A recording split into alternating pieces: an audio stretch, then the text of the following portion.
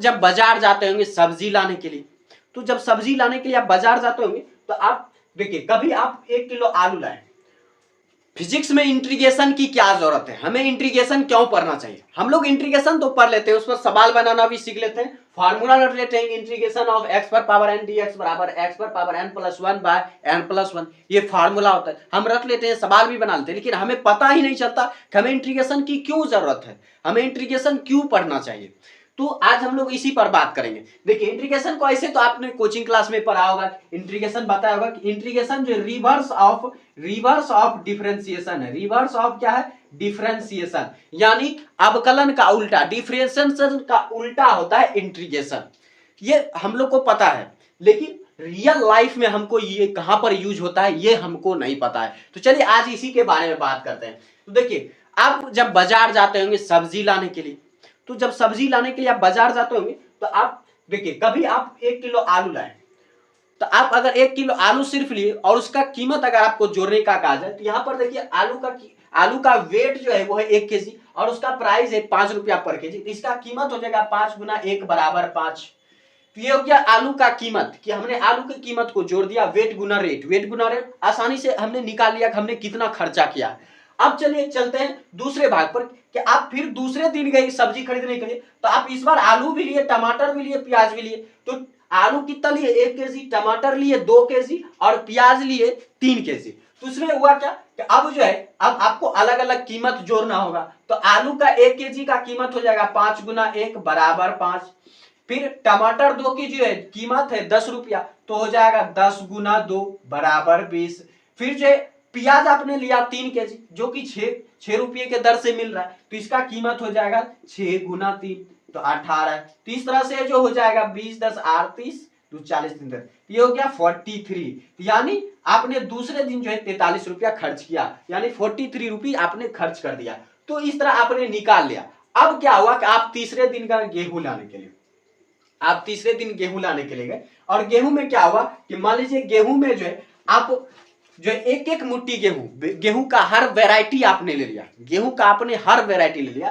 तो गेहूं का हर वैरायटी, मान लीजिए गेहूं का 100 वैरायटी है, गेहूं का 100 वैरायटी, और आपने जो है एक एक मुट्ठी हर गेहूं ले लिया, और सब मिला के आपने लिया कितना 5 kg, आपने लिया 5 kg हर वैरायटी को मिलाकर। अब वैरायटी कितनी है 100 kg, 100 वैरायटी का गेहूं है। और तो यानी कि अब आपको जो है हर वैरायटी की कीमत अलग अलग होगी, गेहूं में हर वैरायटी की कीमत अलग अलग होगी।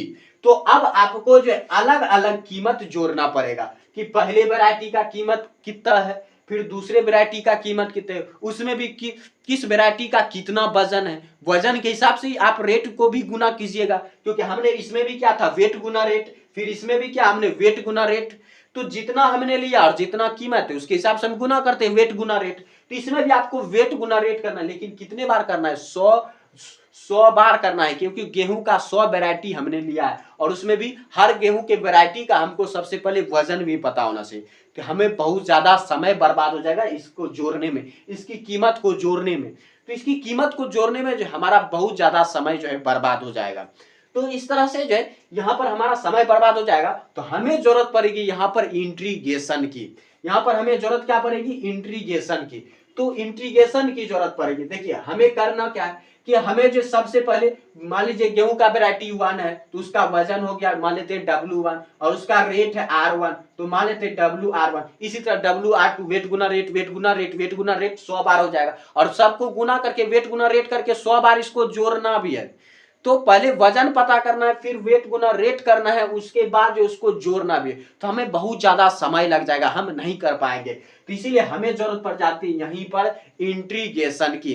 तो ये था घरेलू एग्जांपल, ये था घरेलू एग्जांपल। इसको आप मैथ में घुसाएंगे, इसको इंटीग्रेशन में रियल इंटीग्रेशन में ले जाएंगे, इसको हम किस तरह से यूज करते हैं। तो चलिए अब चलते हैं रियल इंटीग्रेशन में, इस एग्जांपल को यूज करते हैं जो मैंने अभी आपको समझाया है।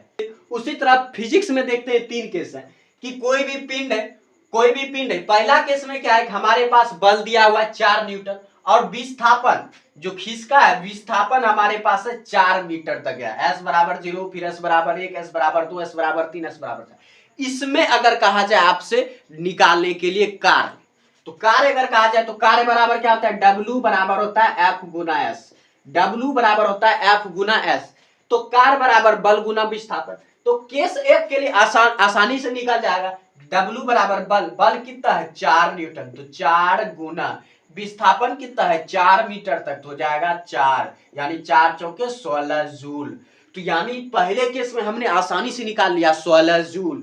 फिर जो आप निकालना है हम दूसरे केस के लिए, तो दूसरे केस में क्या है कि देखिए अलग अलग केस पर अलग अलग मीटर पर जो अलग अलग केस है, जैसे 0 से 1 मीटर तक जो ये है 4 न्यूटन, फिर 1 से 3 मीटर तक ये है 6 न्यूटन, फिर 3 से 4 तक है यह 4 न्यूटन। इस तरह से ये अलग अलग है। तो ये जो है यहाँ पर अलग अलग है, तो इसको भी हम अलग अलग निकाल सकते हैं। जैसे घरेलू एग्जांपल हमने आलू प्याज को जोड़ा था, उसी तरह इसको भी जोड़ देंगे। 4 का W बराबर क्या होता है F गुना S, यानी W बराबर हो जाएगा 4 गुना, तो 1 मीटर तक गया तो 4 गुना 1 4 जूल। फिर हो जाएगा W बराबर 6 गुना 2 मीटर तक गया है, तो ये हो जाएगा 6 गुना 2 12 जूल। फिर ये देखिए 1 मीटर तक गया 3 से सिर्फ 4, तो ये हो जाएगा फिर W बराबर 4 गुना 1 बराबर 4। अब पूरा कार्य पूछा जाए केस 2 में पूरा कार्य कितना है, तो सब कार्य को जोड़ देंगे। 12 4 16 4 20, यानी कुल मिलाकर 20 जूल यहाँ पर कार्य हुआ है। तो यहाँ पर तो बल फिक्स किया हुआ था। यहाँ पर देखिए हर एक इलाके में बल फिक्स किया हुआ है, हर एक इलाके में बल फिक्स किया हुआ है। लेकिन वहीं पर तीसरे केस में देखिए यहाँ पर F बराबर है S स्क्वायर प्लस 4, यहाँ पर ये फिक्स किया हुआ नहीं है। यहाँ पर आप अलग मान रखेंगे तो अलग अलग मान आ जाएगा। अगर आप S बराबर 0 रखते हैं, अगर आप S बराबर 0 रखेंगे तो F बराबर आ जाएगा 0 का स्क्वायर प्लस 4, ये हो जाएगा 4। फिर अगर आप S बराबर 1 रखेंगे तो F बराबर हो जाएगा 1 स्क्वायर प्लस 4 बराबर 5। फिर S बराबर अगर 2 रखेंगे तो इस तरह F बराबर हो जाएगा 2 का स्क्वायर प्लस 4, तो ये 2 का स्क्वायर 4 प्लस 4, ये हो जाएगा 8। इस तरह देखिए अलग अलग विस्थापन के लिए अलग अलग मान आ जाएगा। और ये सिर्फ 0 1 2 के लिए नहीं है, आप थोड़ा सा भी खिसकिएगा तो फिर मान बदलेगा, थोड़ा सा भी खिसकिएगा तो उसमें मान बदल जाएगा। क्योंकि 0 के बाद 0.1 0.2 0.3 0.4 आप कुछ भी मान रखिए, विस्थापन का मान इसके अनुसार बदल जाएगा। मान जो है हमेशा इसके अनुसार क्या हो जाएगा, बदल जाएगा। तो यानी यहाँ पर हर एक पॉइंट पर बल का मान बदल रहा है, यहाँ पर हर एक पॉइंट पर बल का मान बदल रहा है। अब हम इसको कैसे जोड़ें, यहाँ पर तो हमने आसानी से जोड़ लिया, केस 1 में एक ही बार बल दिया होता आसानी से जोड़ लिया, फिर दूसरे में भी हमने आसानी से जोड़ लिया, अलग अलग भी किया हुआ था लेकिन बल फिक्स किया हुआ था इसलिए हमने आसानी से इसमें जोड़ लिया। यहाँ पर बल फिक्स किया हुआ नहीं है, यहाँ पर एक गोली बंदूक की तरह दिया हुआ है कि बार बार इसमें गोली डालो फिर बंदूक को चलाओ, गोली डालो बंदूक को चलाओ, गोली दड़ाओ फिर बंदूक को चलाओ। तो इस तरह से यहाँ पर जो है अलग, यहाँ पर तो एक मशीन गन हमारे पास दिया हुआ, एक बंदूक दे दी है हमारे पास कि अब इसको फोड़ते रहो, अब इसमें जो गोली भरते रहो और फोड़ते रहो, गोली देते रहो और फोड़ते रहो। तो इस तरह से यहाँ पर जो ये अलग मान दिया हुआ। तो अब यहाँ पर हम जोड़ का जो उपयोग नहीं कर सकते, हम निकाल ही नहीं पाएंगे। हम जो है अगर इस का मान निकालेंगे तो बहुत मान हो जाएगा, क्योंकि 0 के बाद 0.1 आएगा, 0.1 के बाद 0.2 आएगा, 0.2 के बाद 0.3, इस तरह से मान जाएगा 4 तक। तो इस तरह से मान जो बदलता रहेगा, हमें जो बहुत सारा मान निकालना पड़ जाएगा जो कि असंभव है, और उसके बाद उसको जोड़ना भी है, तो ये हमारे लिए असंभव हो जाएगा। तो ये हमारे लिए केस तीसरा में जो ये हमारे लिए क्या हो जाएगा, असंभव हो जाएगा। तो यहाँ पर हमें समाकलन की जरूरत पड़ जाएगी, यहाँ पर हमें किसकी जरूरत पड़ जाएगी, समाकलन की जरूरत पड़ जाएगी। तो चलिए अब इसमें देखते हैं कि किस प्रकार हम समाकलन का यूज करेंगे। अब हमने जो केस 3 को अलग कर लिया है, केस 1 केस 2 तो हमने समझ लिया, अब केस 3 में देखना है किस तरह इसको सॉल्व करेंगे। सबसे पहले देखिए आप जो है आप कहेंगे सर कि आप जो यहाँ पर s बराबर 4 एक बार ले लेंगे, s बराबर 0 और एक बार लेंगे s बराबर 4, कि जैसे देखिए f बराबर अगर s बराबर 0 तो f बराबर क्या हो जाएगा, तो f बराबर हो जाएगा 0 का स्क्वायर प्लस 4 बराबर हो जाएगा 4। फिर जो है s बराबर 4 रखेंगे तो f बराबर हो जाएगा 4 का स्क्वायर प्लस 4, यानी 4 चौके 16 प्लस 4 20।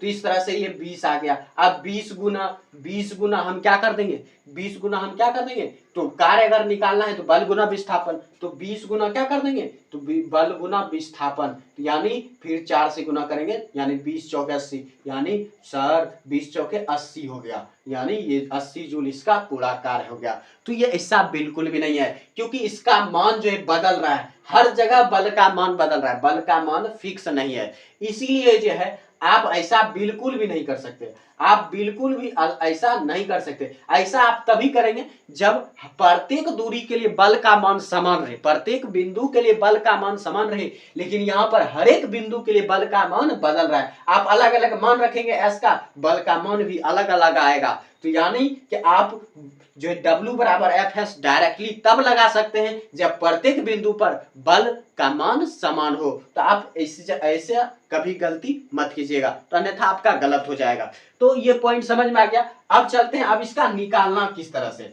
तो देखिए अब जो है, देखिए हमें डिफरेंशिएशन क्या यूज करना है। देखिए डिफरेंशिएशन किस लिए लेते हैं, किसी का बहुत ही छोटा मान निकालने के लिए, किसी का बहुत ही छोटा मान निकालने के लिए हम क्या यूज करते हैं, डिफरेंशिएशन। जैसे हमने ये dx लिए, ये तो आपको इतना बड़ा दिख रहा है, लेकिन ये देखने के लिए, आपको दिखाने के लिए है ये इससे भी बहुत ज्यादा छोटा, तो यानी x का बहुत ज्यादा छोटा भाग। हमने x जो है s बराबर 0 से s बराबर 2 तक को हमने मान लिया x मीटर, और उसके बाद हमने एक छोटा सा हल्का मान ले लिया है, x का बहुत ही छोटा मान लिया है हमने dx, हमने क्या ले लिया है dx। तो अब यहां पर अगर हम निकालें तो यहां पर s बराबर क्या हो जाएगा, s बराबर क्या हो जाएगा, x हमने माना है। फिर यहां पर क्या हो जाएगा, s बराबर x प्लस dx, यहां पर इस पॉइंट पर s बराबर क्या था, x, यहां से यहां तक की दूरी x माना है हमने। उसके बाद देखिए यहां पर अगर बात करें तो s और dx दोनों को जोड़ना पड़ जाएगा, तो ये हो जाएगा x प्लस dx,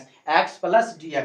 अब अगर बल का मान निकाले तो समीकरण क्या है, s स्क्वायर प्लस 4, यानी s के जगह क्या रख देंगे, x स्क्वायर, तो ये हो जाएगा f बराबर x स्क्वायर प्लस 4। फिर यहां पर क्या हो जाएगा, f बराबर x का, x के जगह पे यहां पर देखिए अब ये हो गया x प्लस dx, x का मान, अब यहां पर है s स्क्वायर, यानी x प्लस dx का होल स्क्वायर प्लस 4। अब देखिए यहां पर जो dx क्या है, बहुत ही छोटा मान, dx क्या है, x का बहुत ही छोटा मान, तो यहां पर हम इसको नेग्लेक्ट कर सकते हैं। अब देखिए एक सवाल आप कर सकते हैं कि सर x पर पावर n इंटू dx है, तो इसमें हम dx को भी निग्लेक्ट कर सकते हैं, तो हम ऐसा क्यों नहीं करते हैं। तो सर आप भी एक बात समझ लीजिए कि ये dx गुना में है, और किसी भी अंक का छोटा मान अगर गुना या भाग में हो तो वो तूफान लाग सकता है गणित में, लेकिन वहीं पे जुटता है। कोई भी छोटा मान अगर मान लीजिए 0.1 को अगर आप 1 लाख से जोड़ रहे हैं, 1 लाख से अगर आप जोड़ रहे हैं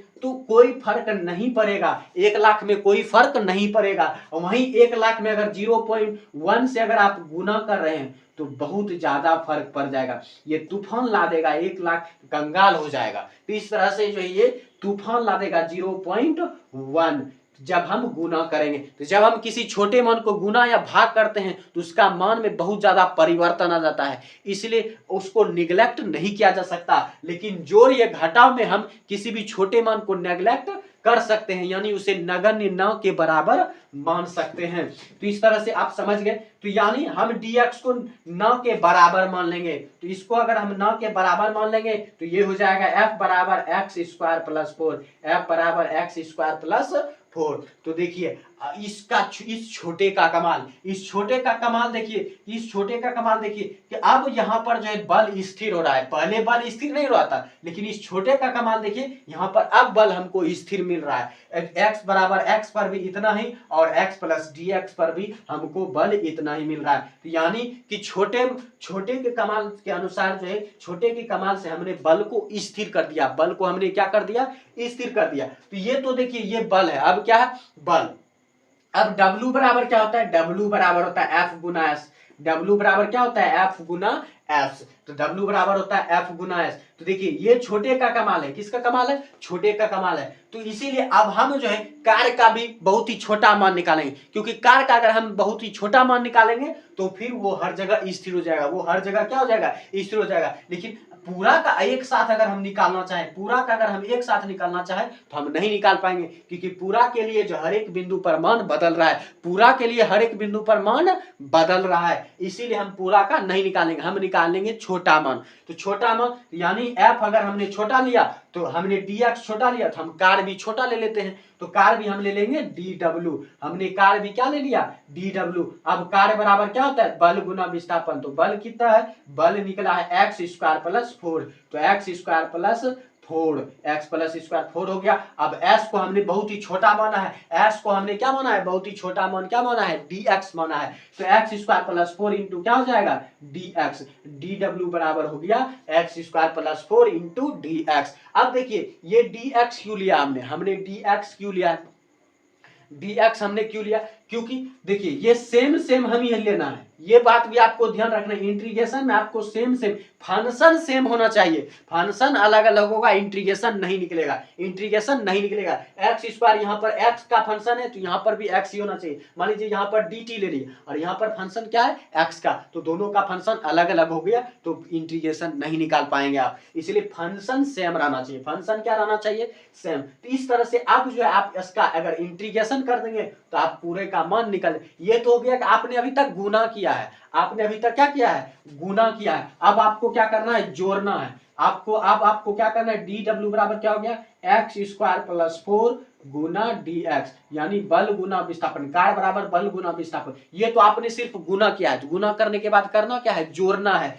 क्यों जोड़ना है, क्योंकि ये तो एक छोटे बिंदु के लिए, ये तो एक छोटे बिंदु के लिए, लेकिन जाना कहाँ है 0 से 4 तक, 0 से 4 तक, और 0 से 4 तक में बहुत ज्यादा बिंदु है, बहुत ज्यादा छोटा छोटा बिंदु है, सबके गुना करने के बाद क्या करना है जोड़ना है। जैसे हम सब्जी वाले में जोड़ते थे कि आलू का कीमत अलग वेट गुना रेट करते थे, प्याज का वेट गुना रेट अलग करते थे, फिर जो हम बैगन का वेट गुना रेट अलग करते थे, फिर सबको खर्चा जोड़ देते थे कि हमने सब मिलाकर कितना खर्चा किया है। तो उसी तरह प्रत्येक बिंदु का, ये तो एक छोटे बिंदु के लिए, इसमें बिंदु बहुत छोटा बहुत सादा बिंदु है, इसमें बहुत ज्यादा बिंदु है, तो सबको क्या करना होगा जोड़ना होगा, और जोड़ने के लिए हम किसका यूज कर देंगे इंटीग्रेशन का, हम जोड़ने के लिए किसका यूज करते हैं इंटीग्रेशन का, तो इधर भी इंटीग्रेशन लगा देंगे और इधर भी इंटीग्रेशन लगा देंगे, तो ये जुट जाएगा। और जुटने के लिए भी मान चाहिए, तो मान कहां से कहां तक जा रहा है 0 से शुरू हो रहा है और जा कहां तक रहा है 4 तक जा रहा है, तो हम भी 0 से शुरू करेंगे और कहां तक जाएंगे 4 तक जाएंगे, हम 0 से शुरू करेंगे और कहां तक जाएंगे 4 तक जाएंगे, 0 से शुरू करेंगे 4 तक जाएंगे। अब आराम से जो इसका मान क्या हो जाएगा निकल जाएगा इंटीग्रेशन के रूल से, अब जो आराम से इसका मान क्या हो जाएगा निकल जाएगा। तो अब इसको इंटीग्रेशन, तो dw का इंटीग्रेशन क्या हो जाएगा w, अब इसका इंटीग्रेशन करेंगे तो जोड़ में अलग अलग इंटीग्रेशन कर सकते हैं, तो इंटीग्रेशन हो जाएगा 0 4 जो है एक्स स्क्वायर dx जो है, फिर हो जाएगा plus integration of 4 dx, lower limit 0 upper limit 4। अब देखिए इसका इंटीग्रेशन करेंगे तो एक्स स्क्वायर का क्या हो जाएगा 2 + 1 बटे 2 + 1, ये हो जाएगा 0 से 4 तक। फिर देखिए 4 जो है कांस्टेंट है, कांस्टेंट क्या हो जाता है बाहर निकल जाता है, अंदर होता है इंटीग्रेशन 1 × dx, 1 × dx 0 से 4 तक। अब देखिए ये जो है अब बड़े का ये हो जाएगा x³ बटे 3 अपॉन ये जो है 0 से 4 तक जाएगा, lower limit to upper limit.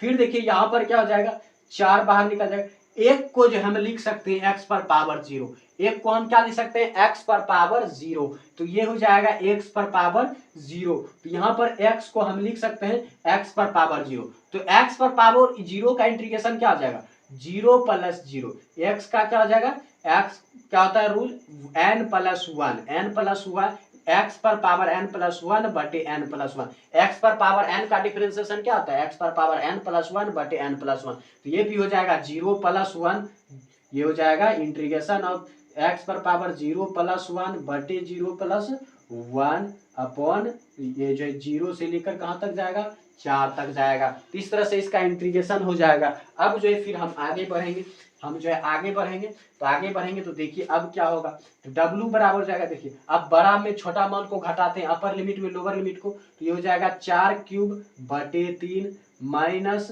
0³ बटे 3, तो ये हो गया।